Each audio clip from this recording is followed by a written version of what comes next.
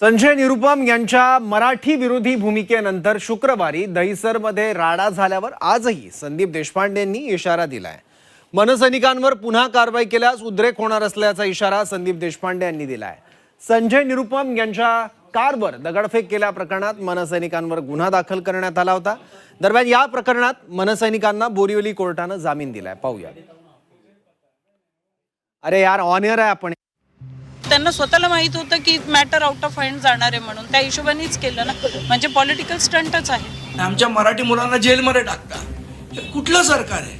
अशा पद्धतीने तुम्ही जर आमच्यावर जोर जबरदस्ती कराल तर याचा उद्रेक होईल। महाराष्ट्रामध्ये काम करणारा प्रत्येकाला मराठी आली पाहिजे हे सगळ्यांचं मत आहे। काही काळ या रिक्षा चालकांना दिला पाहिजे आणि त्या संदर्भामध्ये त्यांनी प्रताप सरनाईक साहेबांशी सुद्धा त्यांची बोलणी झालेली। अगर निरुपम आपल्या सरकारच्या विरोधात अगर काही भूमिका घेत असतील तर शिंदे साहेब समजवतील त्यांना की बाबा असं जाऊ नको।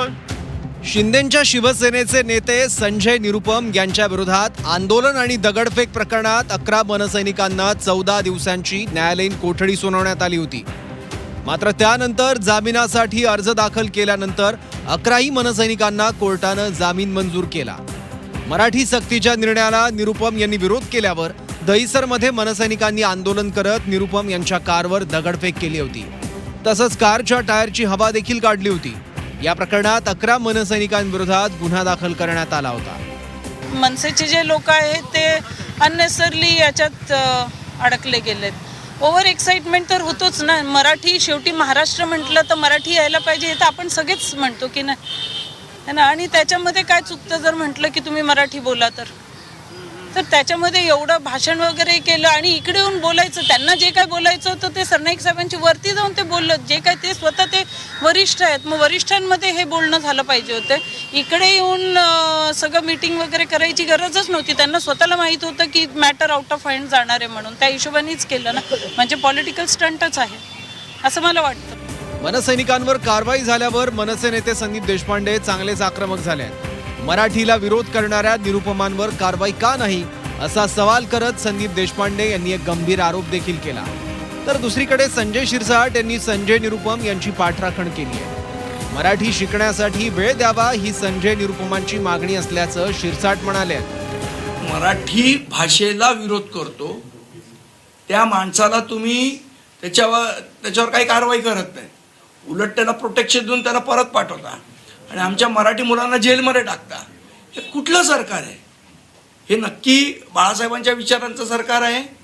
हे नक्की आनंद दिघे साहेबांच्या विचाराचं सरकार आहे का? हा आमचा प्रश्न आहे। आणि संजय निरुपमला पण मी सांगणार आहे आणि माझी पोलीस खात्याला पण सांगणार आहे की अशा पद्धतीने तुम्ही जर आमच्यावर जोर जबरदस्ती कराल तर याचा उद्रेक होईल आणि तो संपूर्ण मुंबईभर होईल। महाराष्ट्रामध्ये काम करणारा प्रत्येकाला मराठी आली पाहिजे हे सगळ्यांचं मत आहे।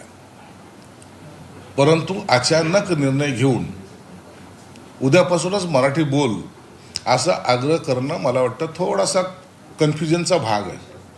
म्हणून संजय निरुपमांनी आंदोलन यासाठी त्यांनाही वाटतं की काही काळ या रिक्षा चालकांना दिला पाहिजे आणि त्या संदर्भामध्ये त्यांनी प्रताप सरनाईक साहेबांशी सुद्धा त्यांची बोलणी झालेली।